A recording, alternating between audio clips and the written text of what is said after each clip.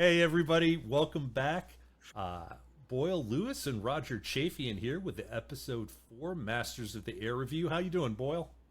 I'm doing great, Roger. Great to be back again to discuss this great show. Awesome. Glad to have you here. I'm looking forward to this conversation every week. Yeah, It's me too. right up there with watching the show. I look forward to this. So we're going to jump right in with talking about the different ways you can view this show. Bear with me here for a minute because Boyle read the book before watching the show, and I made a conscious decision to wait to read the book till after the show. And I think that just it gives a different perspective on watching and seeing how things come out. For me, it came from reading Band of Brothers well and several other Ambrose books well before Band of Brothers came out, and reading one of the source books for the Pacific before and one of the source books after the Pacific came out. So I decided to do this one this way. But Boyle, you had read this before. Did you read it knowing the series was coming out, or was it something that you had read in your studies? It's something that I've been meaning to read, and then once they announced that the show was coming, and then especially once I think it was in the fall that they said, "Hey, it's coming out in February or late January, February." So I got it for Christmas, and I tore through it Nice. then because I wanted to read the book to see how it compared, and I was just very, had always been interested in it. Right. So, and it'll really come up tonight because I'm going to be asking Boyle some questions. So, was that in the book? Is that how it Yeah, really happened? yeah, Because we'll go into a little recap. This is a very different episode. It's what I consider a bridge episode or a transition episode in a story arc, and we can get into that. But that means the recap is actually pretty short, and we'll just start there. And we see an allusion to the return from Algeria, right? that's right. And what I did like, they sort of briefly, you saw the convoy coming out to get them, and you realize that, as we said last time, there's no lobster and beer here, guys. That's You're at right. you're at a Steerford airfield, and I think we mentioned last time there was like a finance company and a postal company or something That's there. exactly right. Yep. And so, but that was really short. I felt like it got the point across, and that's really not a major point, and it served as a very important link between episode 3 and episode 4, because now we time jump to September from August. And we do that, why? Because we need the narrative of the first 25 mission crew. That's Right. right. And we will talk about that being depicted in the show momentarily. But Boyle, do you want to talk through how it started with the 8th Air Force? That number went up, but that 25 mission crunch and what that was. Yeah, so the 25 missions, the Brits had a similar policy, although for them, they're facing the existential threat of being the only free country in Western or in all of Europe, as they were kind of fighting on their own in, late 1939, 1940, and then until the U.S. joins the war effort. So for the Brits, though, you're going to rotate through missions, but it was kind of almost a 6 months on, 6 months off in the RAF. And for the U.S., the thought was, well, we'll have our bomber crews there and pilots for a year's worth of time. Although in the Army, U.S. Army, you signed up for the duration of the war. That's how long you were going to be enlisted for or signed up for. And then that year, they kind of figured out, well, that's going to be about 25 missions, and that's what they settled on. And as we saw in the episode, there's a lot of celebration with it because so few people actually made it to 25 missions. And as we've talked before, Roger, in previous episodes in our discussions, just how dangerous and the odds of actually surviving to get to those 15 missions. And Buck makes a mention to it during one of the episodes. Hey, get past mission 15 or mission 11, and then your odds start going up from there. Right. Which actually was opposite. Your odds went down Yeah. once you got over that kind of 15 mission hump. Right. And I think I'm hoping they're going to show in later episodes why that is. So I don't want to spoil it too much here. But yeah, it unlike most things, it got worse with time. Like your odds just That's kept right. going down. I think just a little side note for people in the historical vein here of the RAF deciding 6 months on, 6 months off, and the U.S. Army Air Force saying 25 missions, and that number grew, and we'll probably see that in the series that grew as the losses grew, and 25 just wasn't going to cut it. And the Navy and the Pacific had sort of a similar type. Navy and Marine Corps in the Pacific had a very similar type of system. It wasn't 25 missions. You couldn't count that way. But that created a very sustainable flow of combat experienced pilot instructors to go home and train the next generation of pilots. In this case, the generation being as little as 6 months, right, to a year. Whereas That's exactly right. You see in Germany and Japan, the exact opposite happened.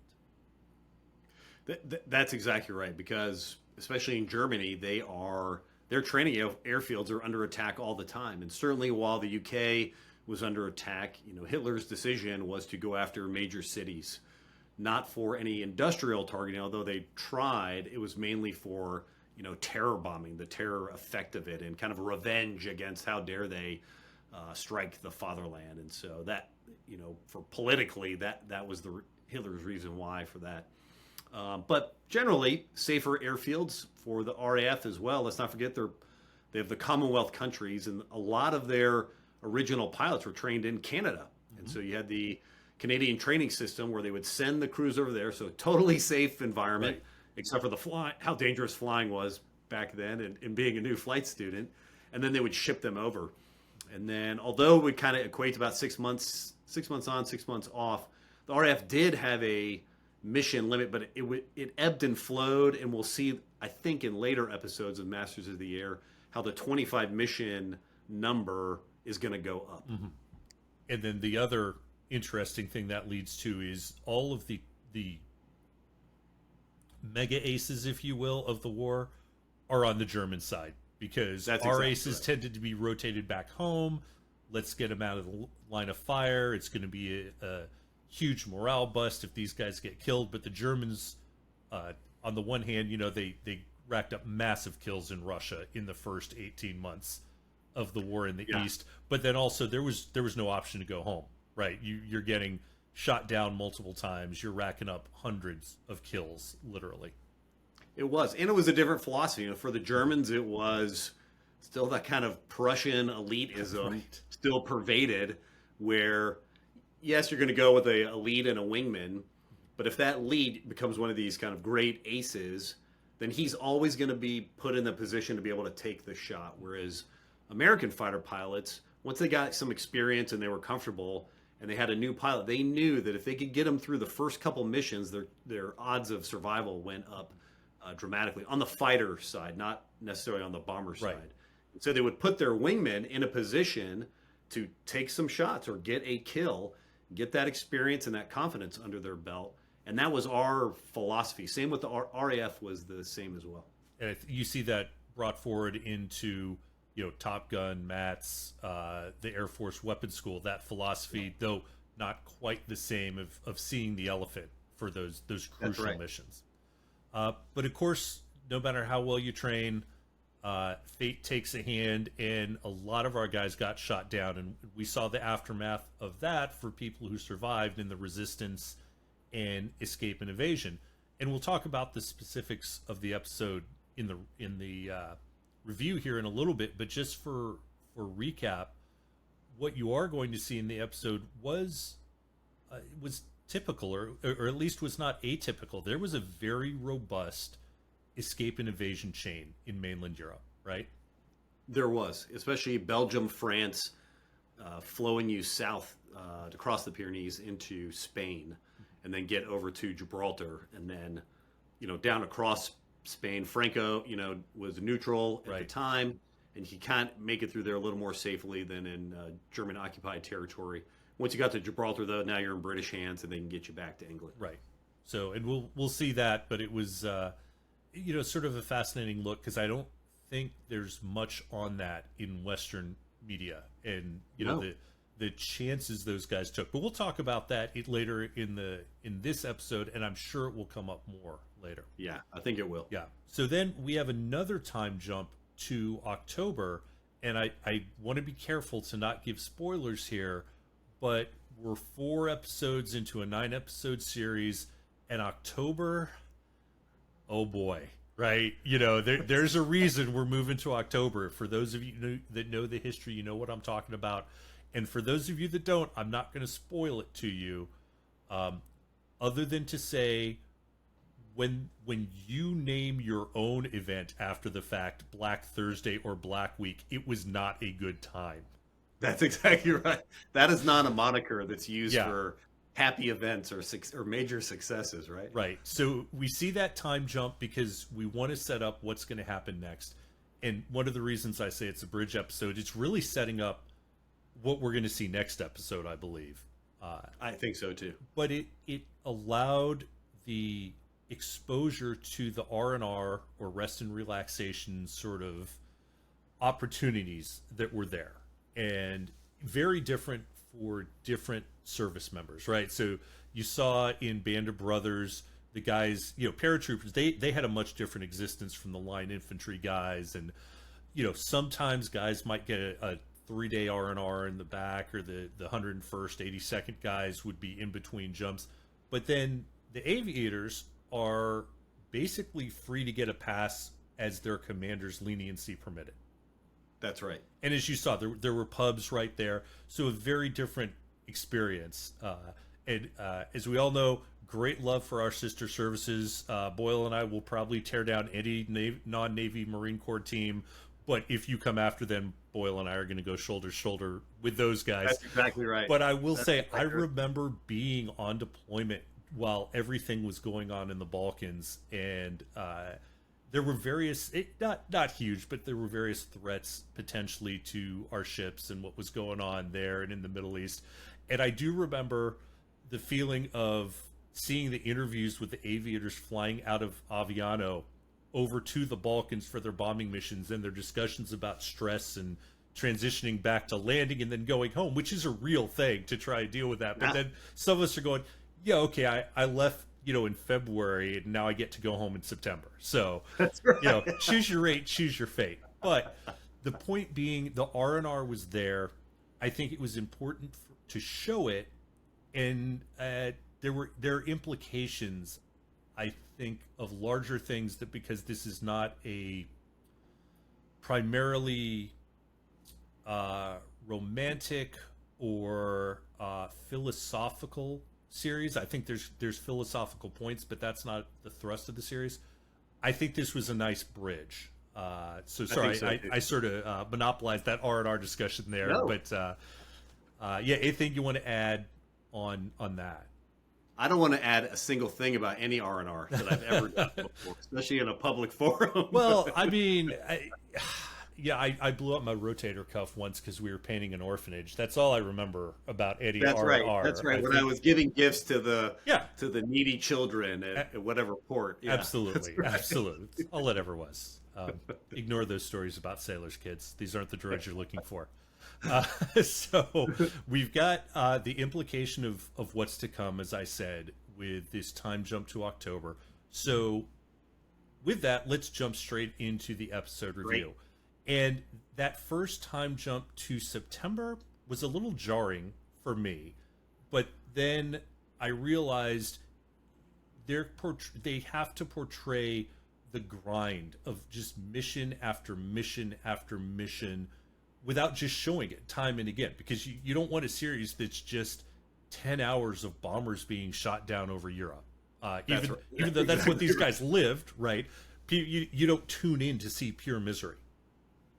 Yeah, that's exactly right. And I think with, the up and down, as the crews are getting whittled away, although the time jump, I agree, was a little jarring for me and Zoe as well, seeing that when they get to the bar scene about how many people are left from the original 350 of the 100th Bomb Group that came over, it's this small little, I think 12 people are still remaining from the original cadre of folks. Right. So they do have that party, and it's because Glenn Dye and his crew have made 25 missions. So let's take a look at that clip really quickly, and then let's discuss what we see in the clip. Let's discuss the implications, and then I want to talk about the party, the club scene afterwards, because I think for me, we'll talk about it when we show it. So, all right, here we go. 25 was the magic number. If you survived 25 missions, they sent you home and built bond tours around you. How are the boys gonna take it if Di doesn't make it? Hey there, Major! Hey, Major! Right. Like a war bomb post. Very handsome. Feel like a war bomb poster, too. Hey, gentlemen. Means a great deal coming from you, Major. How you doing, Bucky? Jack? How are you? Sun's out. You can't complain. Major. Hey, look here. It's Di. There it is. 25th mission! Di's going home! Woo-hoo! Di! 25! Woo-hoo-hoo-hoo!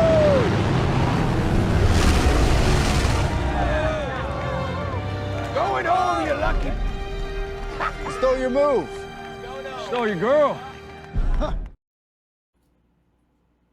All right. So the first thing I think that comes to mind there is watching the plane come in and all those flares going off, right? So what's going on there? They had flares, and we've seen in other episodes as they're coming in with wounded, and as they came in, they would shoot a red flare saying, hey, we have wounded, so the ambulance would be there meeting them when they got back to the hard stand or right there at the end of the runway. But those guys were shooting up multiple flares, signaling, for celebration, hey, Right. we made it past the 25 missions, and now everybody's jumping up and down, and they're all very excited about it. Right. Which, and I'm not even going to try and compare what I did with that. And I know you did a FAC-A tour in, I don't recall, is Iraq, Afghanistan? Yeah, in Iraq, did a FAC tour with Okay. 1st Battalion, 2nd Marines. Nice. So definitely probably in more danger than I was, without disrespect to anything that you did. Slightly more. Slightly. I don't think any U.S. service member faced the odds these guys were facing. No. Right. Meaning of our generation. And why do I bring this up? I remember the feeling of getting. I came back on a charter flight. I don't know if you came back on a dedicated mill flight, but my battalion came back on a charter flight, and I remember the feeling when the wheels left the ground, because we processed out through Kuwait, as you may have. That's and right. Yes, you do. Yeah, and of course the pilot's like, congratulations, as soon as the wheels are off the ground, and the plane just like exploded in cheers. So I can't imagine the emotion for something like this. That they've made it, that he finally did it, that he beat the odds. Yeah. Really. And then part of that is it gives everybody else a glimmer of hope that, hey, look, even though these odds are horrific and very, very few people are making it, I could be the next one. Right. So far, every example has been doesn't make it. That's right. And now you've got one that does. So we move to the club, and they're having the party, and I realized for me, as I was watching, I was feeling very unsettled watching the party scene, and I really didn't understand why. I felt like the interaction and the writing was very awkward and very strange. And then I realized, no, they're trying, at least this is what I believe, they're trying to make me feel this way, because this is that time jump. This is these guys who, when they got there, are racing bicycles around the club. Woo, this is great. We're going to war. Yeah. And now it's like, we are so Flak happy, right? We should talk about that term, Flak happy. Yeah, I think so too. But I think you're right. And it's the awkwardness between the new crews, the old crews, the new crews wanting to learn, the old crews being very kind of jaded and standoffish. They don't want to make that emotional bond, right? Because odds are that guy's probably going to die or get shot down or captured. So why even put in the effort? And knowing that they're so close to the end and not wanting to jinx it or cast a spell on it. Right. And very different, subtly different, very different, somewhat different from the infantry experience we saw in Band of Brothers, which was, I don't want to know the new guy's name because he's going to die. And I don't want that. This was almost like, you're another crew, you're going to be in another plane. I'm just going to maintain emotional detachment because I'm not really going to interact with you in an operational way. You're flying together, but there's that, it just felt different, and I liked that they did it that way. I did too. Yeah, and I like that you brought up the superstition, because my experience is y'all aviators are even more superstitious than the rest of us, right? Meaning the rest of the military. And when the colonel comes in and is like, that plane, meaning the one on the wall, the B-17 decoration on the wall, it looks like it's in a nosedive. And he's right. And you don't, it's been there the whole scene. Right. Or the whole, that whole scene up until he comes in kind of towards the end of that whole bar scene. And it's been in the background the whole time, and you just don't notice it. He comes in, and as soon as he says it, you're like, oh my gosh, it does look like it's in a nosedive. Why are we doing this? This is, it was like guys, kissing their hand and slapping the pin up on their way out the door. That's or exactly guys right. did that on ships. Guys did that at squadrons, and to not do it was like, we see the snow globe in other episodes. Well, let's talk about what Flak happy meant for these guys. Sure. So the book, I don't want to spoil it for you, Roger, but the book does a really good job. John Miller does an excellent job throughout the entire book. He'll kind of stop the narrative and really anchor down on the physical and especially the psychological impact that the combined bomber campaign was having, or combined bomber offensive, is having on these crews. And one of the terms was flak happy, which was just another term for post-traumatic stress disorder, PTSD, or what we would call it today. Mm-hmm. They call it flak happy because you get flak, and then they would come back and they would be very stressed out, emotionally unstable. They would freeze up in the cockpit. Some targets would just, have these psychosomatic symptoms that would absolutely cripple one of the air crew. Didn't matter if you're a pilot, gunner, it affected everybody. And then they set up different kind of psychological treatment centers around England where they would take them away, away from the squadron, away from the air base. They'd be there for a few days, let them rest, recover, talk it out a bit, and then they would send them back. But the whole thing, for all of that, though, the underlying premise and the underlying direction for all of the doctors was get these guys back in the air. Right. And it wasn't, let's do some lifelong healing. Right. No. Get them good enough so that they get back in the plane and they get back to their job. So that's where the term flak happy came. If you saw somebody crack up, if you saw somebody have an emotional or mental breakdown, that was the term used. Oh, they're flak happy. Mm-hmm. And I'm glad you brought up the point about we're just emotionally going to patch them up and get them back flying, right? Like, I think back to MASH, the series that people of our age watched probably growing up, and how they'd refer to the MASH stations as meatball surgery, right? We're just stitching these guys up till they can get to definitive care. Well, that's all that's happening for these guys, but they don't get to go get definitive care. They, it's like, hey, okay, you're good enough to be marginally functional, head on back to the cockpit or the gun station, or what have you. That's exactly right. And it's what's interesting, although not mentioned in the book, is so they had even these kind of psychological treatment centers, for lack of a better term, set up in country. But then for folks who maybe went to them or didn't, but still, this is taking a psychological toll on you no matter if you did mission 1 through 25 and then you were done. There was nothing set up in the States. I mean, nothing. Yeah. And then that continues on throughout history for the U.S. until we get to today, where we finally have, some psychological treatment for folks returning from combat. Right. And little side note here. So when I was going to the staff college, I got there in 2003 and graduated in 2004. So it was right there after Iraq had kicked off. We'd been in Afghanistan for a couple of years, and they were starting to put a lot of combat psychological trauma treatment even into that curriculum. And I'll give the Marine Corps credit, because this is at least where we were told this came from, was they figured out that as red-blooded American men and women who were raised on the flag, and you volunteered for the military, and back in the day John Wayne movies and Rambo, and we could just move it forward.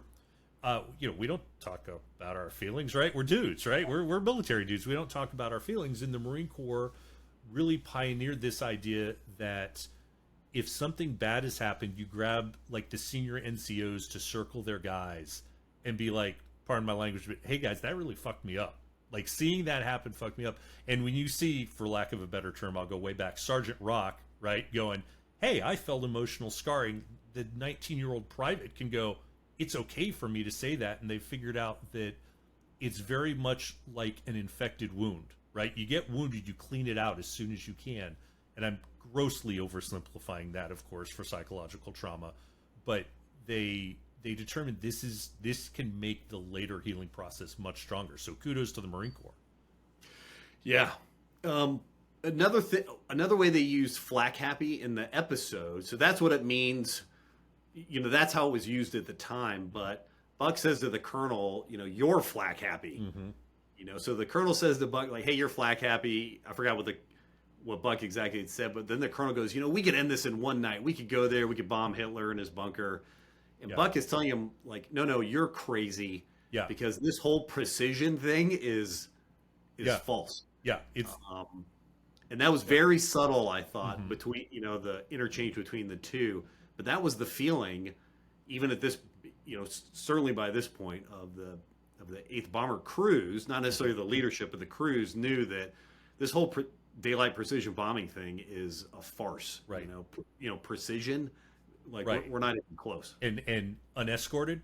Like, no, I Yeah. mean, the bomber boxes, they're doing better than the German Heinkels would have done, and Junkers and Dorniers, but and probably better than Lancasters and Sterlings and Halifaxes from the RAF would have done, but it's not good. And again, we're going to see that even more so in the future. One thing about that exchange you just mentioned that I'm glad you brought it up.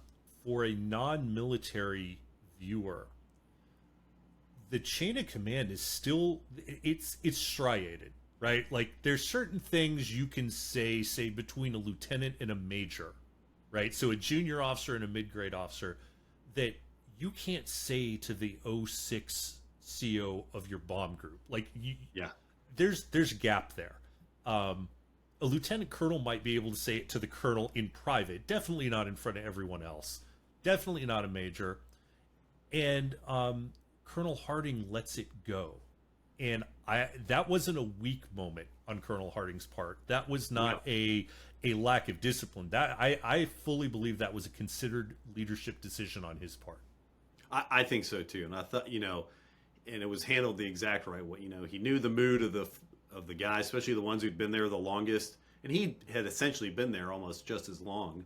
You know, he was brought in after the second mission when the original commander, you know, had stomach ulcers and was shipped off. So he knows the temperament of his crews. Right.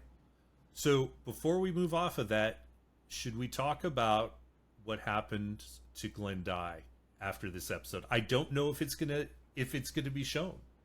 Well, I know what happens to him. Yeah, I do too. Just from the history reading.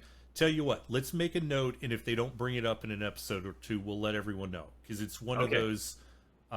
It's one of those things. I'll leave it there. Right? It's one of those things. Yep. All right. So then we jump to more of the resistance scenes with the escape and the evasion, and we'll play a clip here in a little bit that I think is probably the most talked about clip that I've seen in the past week.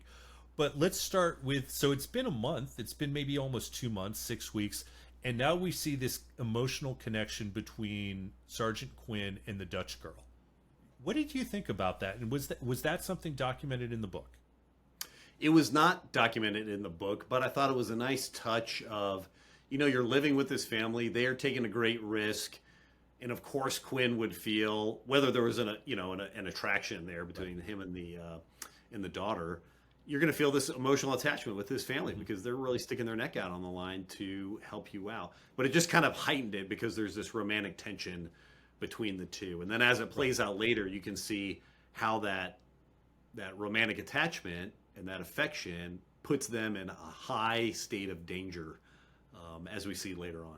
Right. And yeah, I think it was one of several things that were allegorical in this episode, and I was okay with that. I felt like this episode was very reminiscent of the Bastogne episode in Band of Brothers. Yes. Where they focused on the medic, whose name's escaping me right now, but and his relationship with the nun and treating people. Yes. I felt like that's what we're talking about here. So this was very allegorical to me of the feelings of the European public in general, but particularly the resistance fighters. And I think it's important to realize there's the resistance fighters like the guys in episode 3 with the Sten gun who's like, turn around.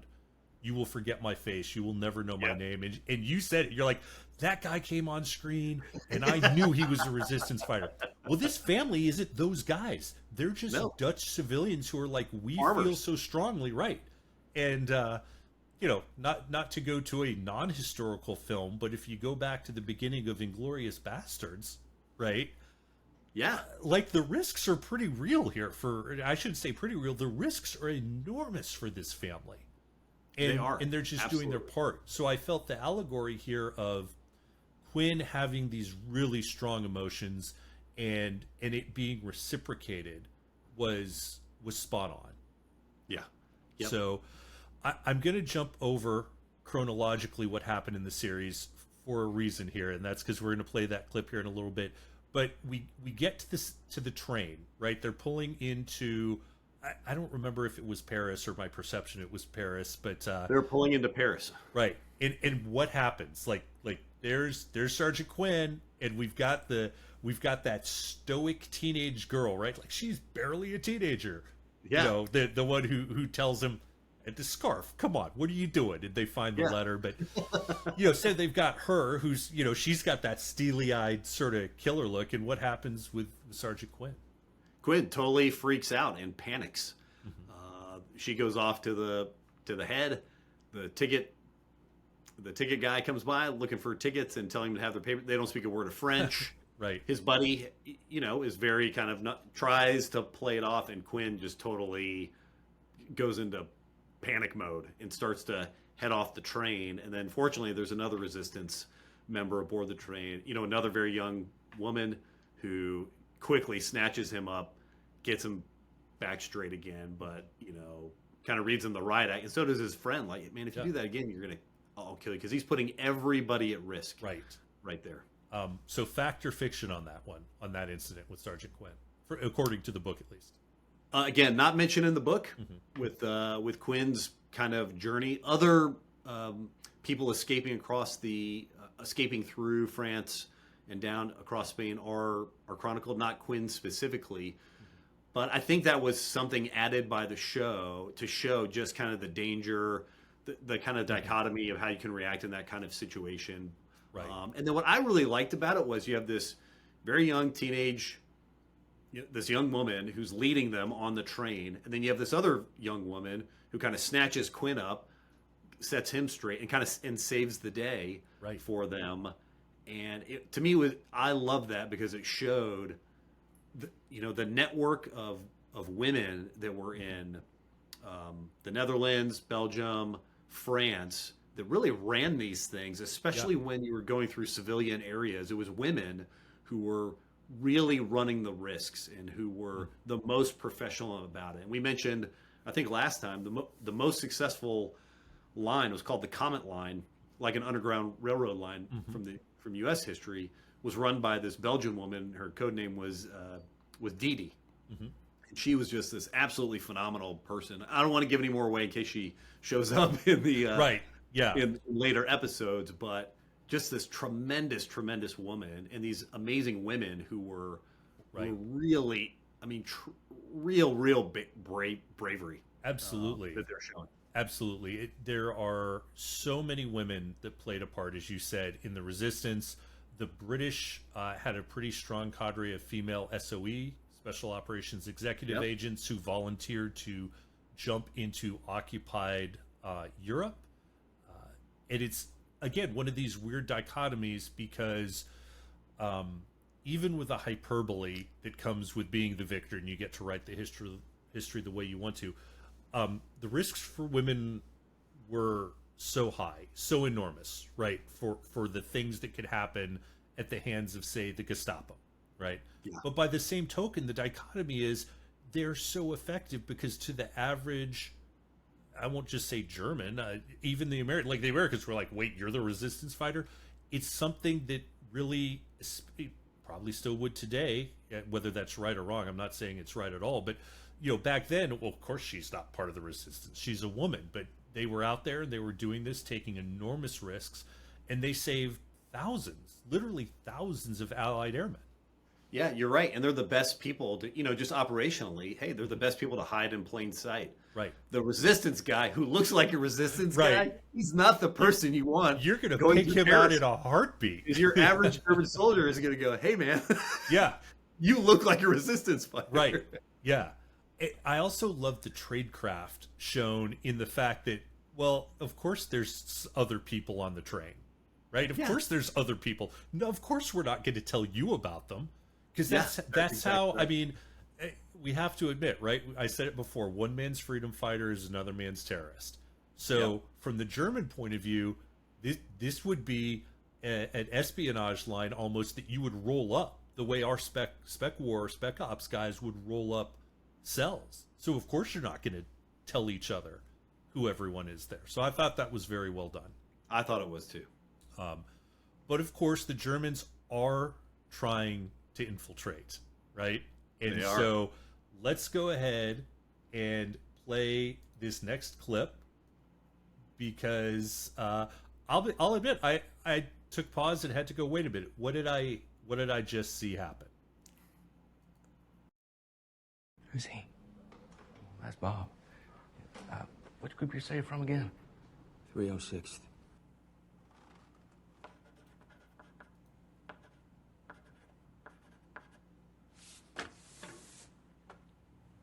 I haven't been grilled that hard since my social studies final. You're telling me. I thought I failed. Bob, you have a light? Yeah. Hey, you got one for me? No!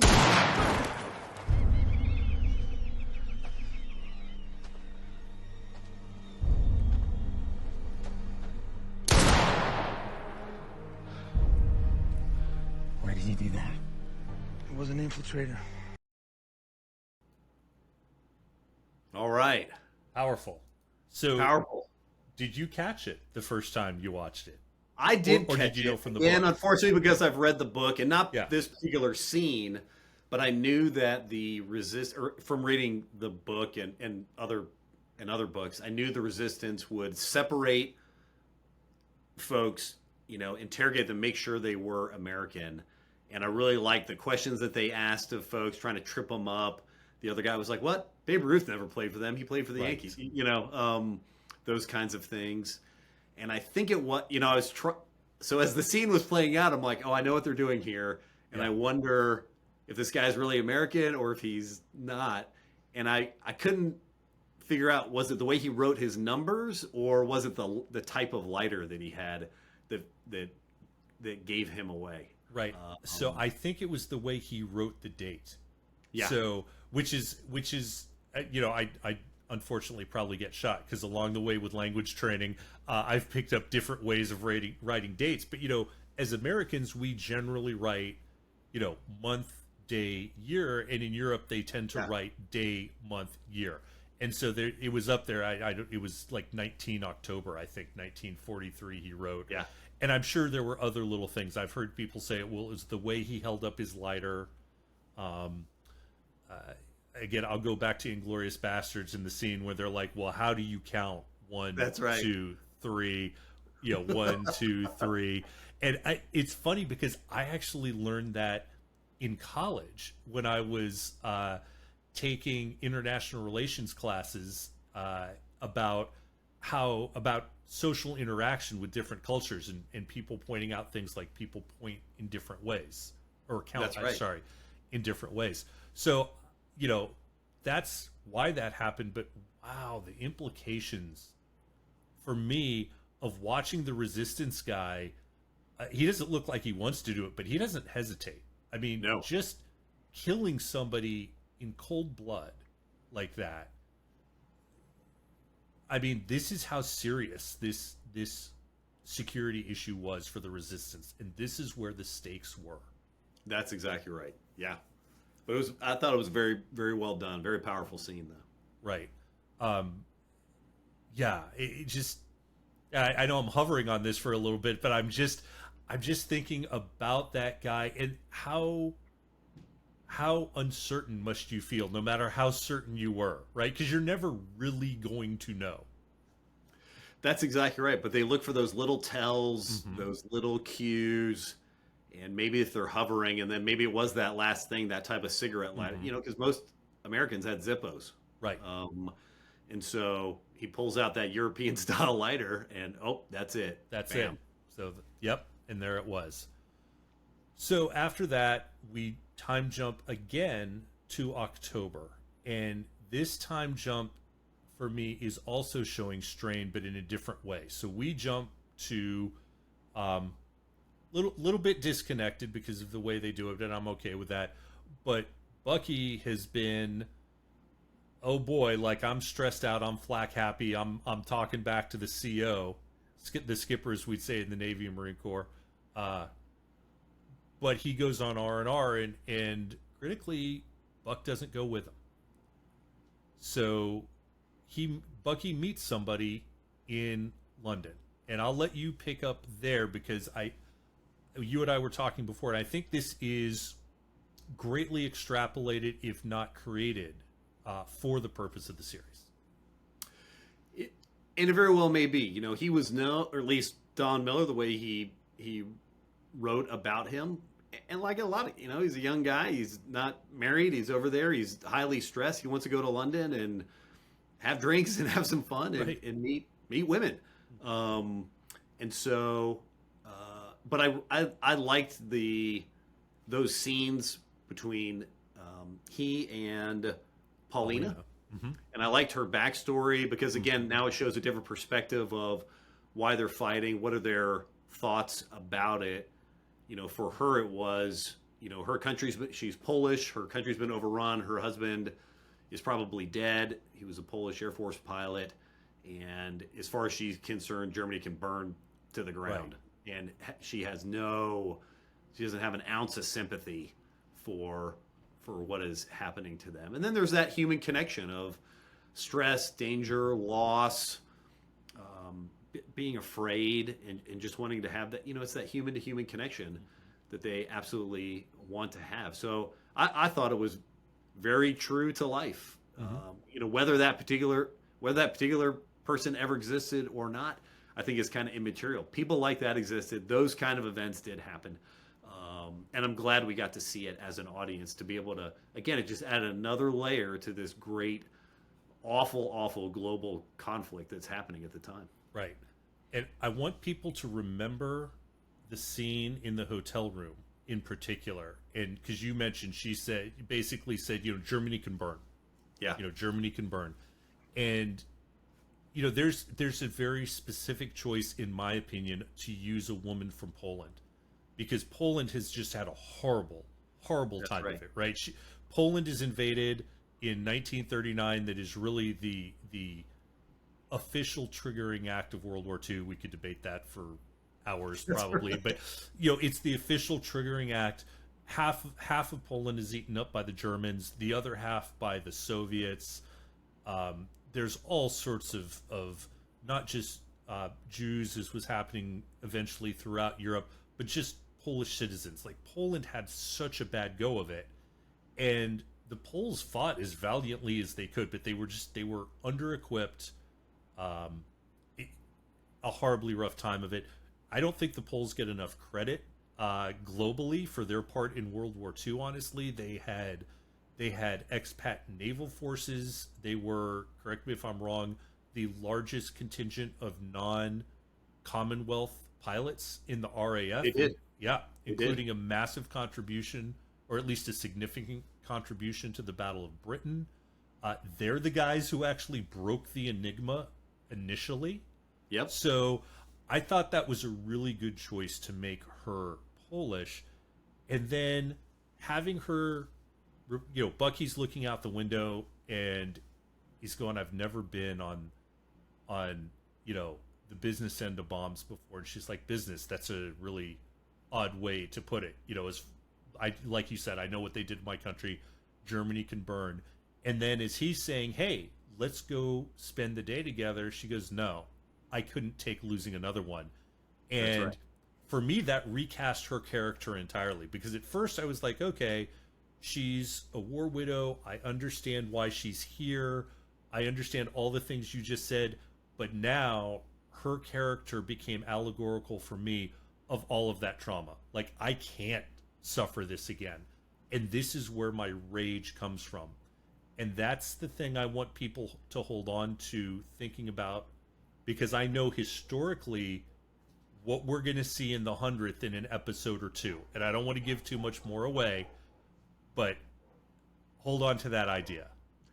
That's right. And I think your point of her, to me, another nuance with that of her saying, I can't stand, I wouldn't be able to stand losing another one, is now he's on the receiving end of maybe some of the treatment that he and the kind of veterans are giving the new crews, where they will talk to him a bit, but they aren't going to make an emotional connection with them because they can't stand they can't stand losing more friends and people. Right. Exactly. And then what was, for me personally, the most gut-wrenching moment of this show is just before Bucky gets the paper. We'll talk about that in a minute, but he hears the screams. You know what I'm talking about? What does he hear? He hears this, I assume, a mother screaming. So he's walking down the street. He's, heading, to go drink. That was his plan for the day. Yeah. And from the night before, there's a townhome that's been bombed, and the firemen are there, and there's a crowd, and you hear this woman scream. I mean, just this gut-wrenching, awful scream that only a mother could give who's lost a child. And that's what you see the firemen pulling out, as the body of this young girl out of the rubble. And it's absolutely just gut-wrenching. Yeah. And now he realizes, this is what I am doing over there. And I think, they've all realized it. They know they are not hitting their military target. Maybe a bomb or two is gonna hit there, but they're doing it all over. Towns and cities, and innocents are dying. Right. And this is what it looks like on the ground. Right, because it's sanitary to some extent for an air crew up to that point, right? It is. It's, you hear the BDA, you hear what happens, but now he's seeing it. And so I don't think any of this was a mistake, that he has the interaction with Paulina, that her feelings are the way her feelings are, and then Bucky has the feelings he does, because then he gets the newspaper. He does. And you want to talk us through what really happened from the book and the historical research, and then contrast it to how well they converted that to the screen. Sure. So in the book, he talks about the same reasons that we talked about. He's getting a little Flak happy. He gets his first time off into London. This is Bucky's first break that he's had since they arrived, in the early summer, in mission after mission after mission. So he's down there, he goes out, he parties all night.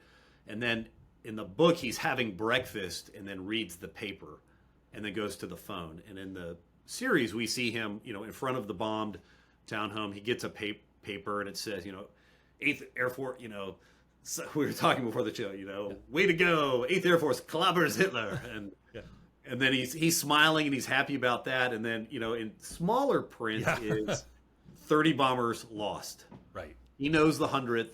Oh, he has a suspicion that the 100th was part of it. He immediately goes to a phone, and then the phone conversation is in code now, because you don't want to talk over an open line.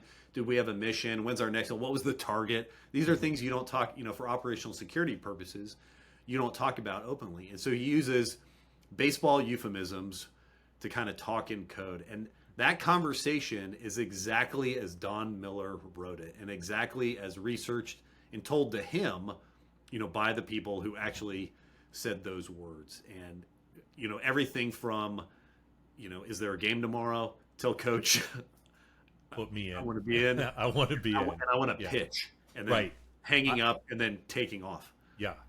I've read some commentary that was so melodramatic and that would never happen. But as you said, it was in the papers And that was actually a surprise to me, that there would be such short time latency between a raid and the acknowledgement of the bombers going down. But I guess to some extent, it's not like war at sea, right, where we don't really know. The Germans know how many bombers have crashed. They're going to figure it out because they're physically coming down in occupied territory. So maybe that not that much of a stretch. But as you and I were talking before we started recording, the code seems very clear to everyone listening. But oh my gosh, what an OPSEC violation. Well, that's one of thousands, probably I'm guessing, of telephone calls that took place originating in London that day. So That's right. What does it really mean? I mean, clearly we're not talking about someone in London playing a baseball game tomorrow, but I don't think it would give much away, right? Because, I mean, I think you and I can come up with easily a half dozen things that he could be alluding to. That's exactly right. Yeah. Yeah. So for any comments out there about, the horrible ops, anybody, you would have to be a pretty good spy to be listening in at that exact time, know the people who are on the phone. And yes, they did use first names, but you're going to have to piece that together. You're going to have to know the relationships. And so nothing was given away. Right. During I'm sure it was technically a violation of OPSEC rules on some level, but even in modern military communications tactics, techniques, and procedures, TTPs or SOPs, standard operating procedures, there are different times and different circuits over which you can speak openly, because the other facet is, what good does it do the enemy? All right, so I mean, we've both done it, right? Where there's things that just get transmitted in the clear because it doesn't hurt if it gets out. So who cares if the Germans know that some dude in a phone booth in London really wants to go on the raid tomorrow? Yeah. What does that mean? Yep. So just sort of putting that one to bed, as it were. Yeah, I agree. Because, we've now seen the Paulina trauma, the bitterness and anger towards the Germans, the regret of Bucky, the realization of the human toll that he's inflicting. But now it's hit home.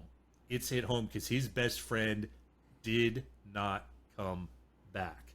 That's right. And we're not going to spoil how that happened, because I think we're going to see it next episode, and you'll get your answers as to what happens to Buck, not Bucky. But I felt like that gave, between the beginning of the show with the guys waiting on the hard stand in the control tower waiting for the returning 25th mission victorious crew, and then seeing Bucky, like, there was a lot of ground crews who sat there and just sweated blood almost, waiting for their friends to return, the crews who didn't go. They mentioned it here. Well, we launched, we launched 21 and we had 3 diverts. So there's 3 crews who came back because their plane broke while they were on their way. Like, what are those guys feeling? Like, that could have been me. Am I relieved? Do I have survivor's guilt? There's a lot going on, even if these guys aren't directly seeing combat.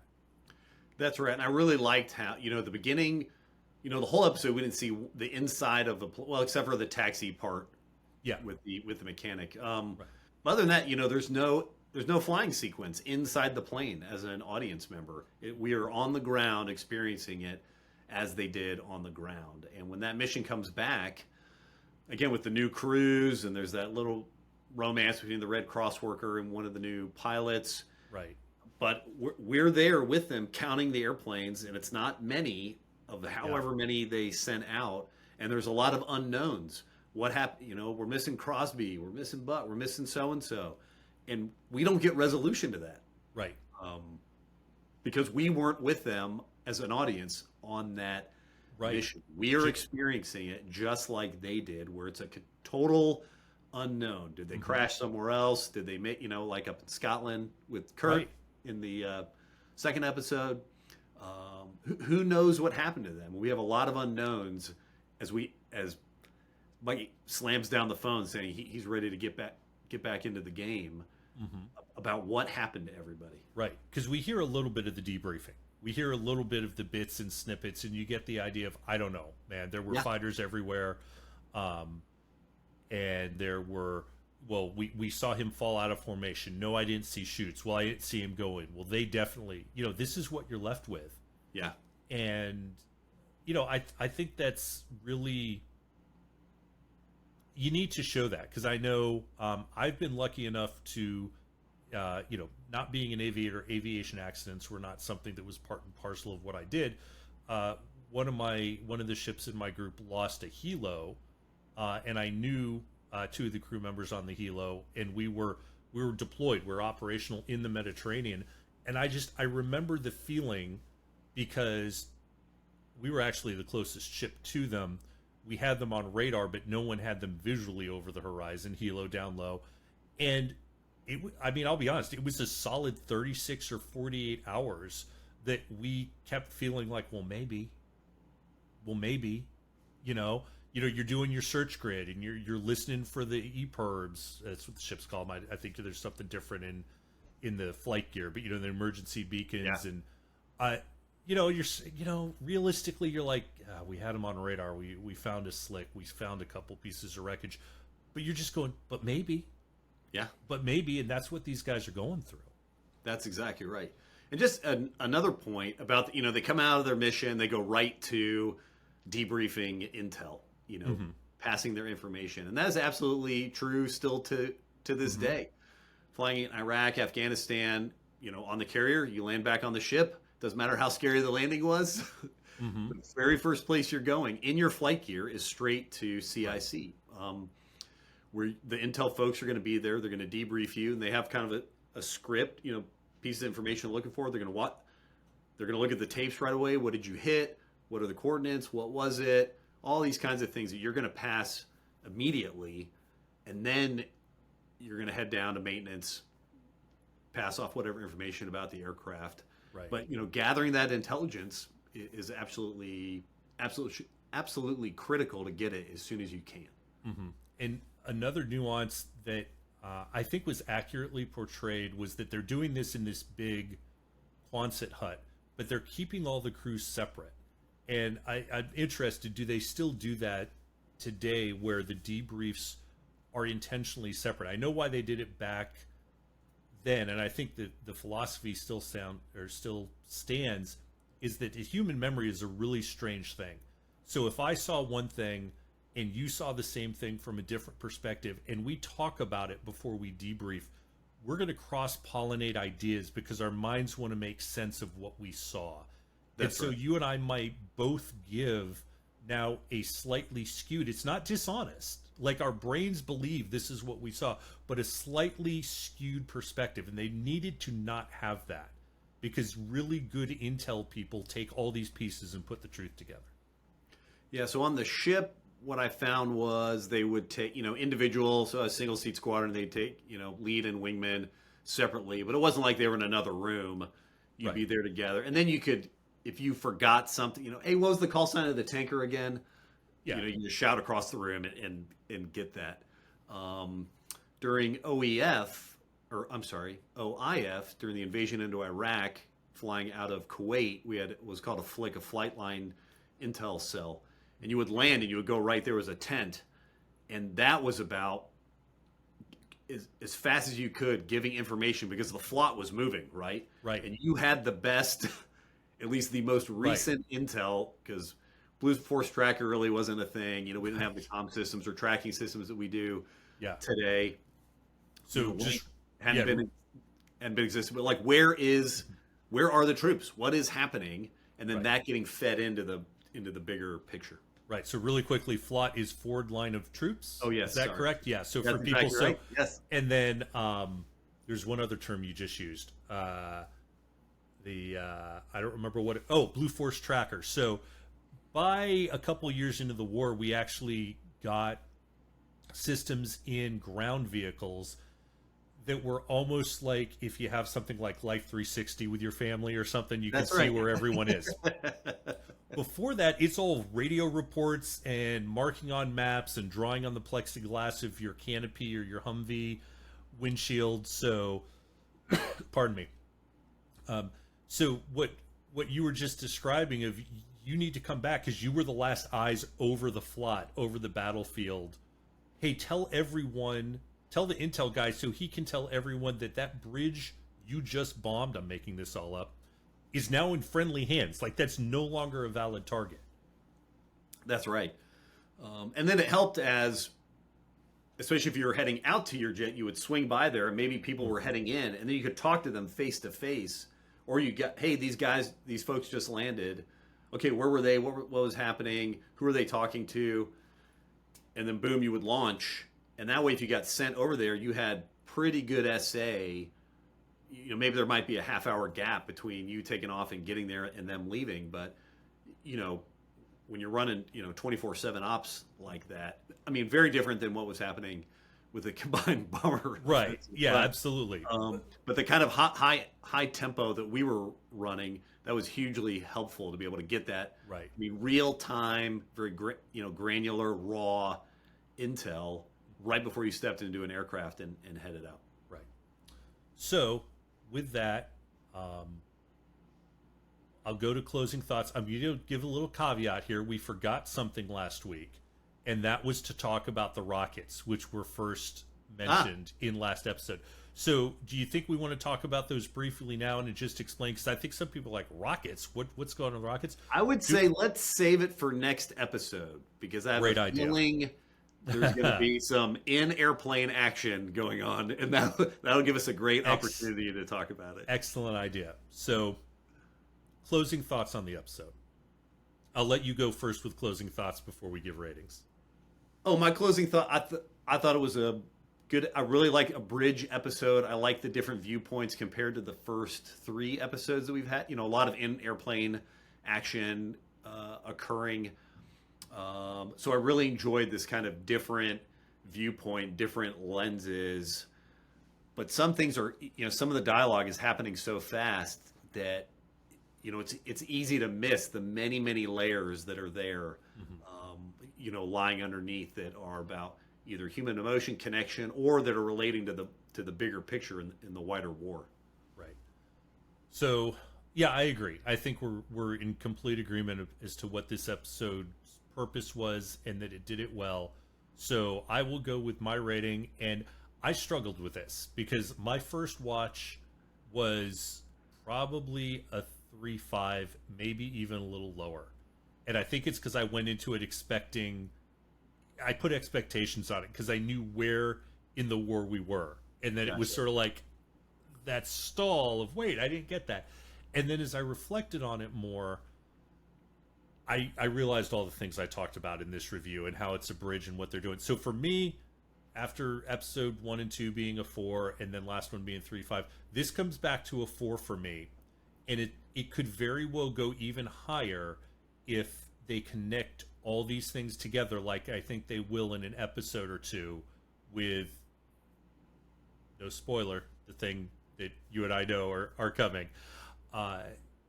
So I felt very good. I can very solidly say it was a 4-star for me.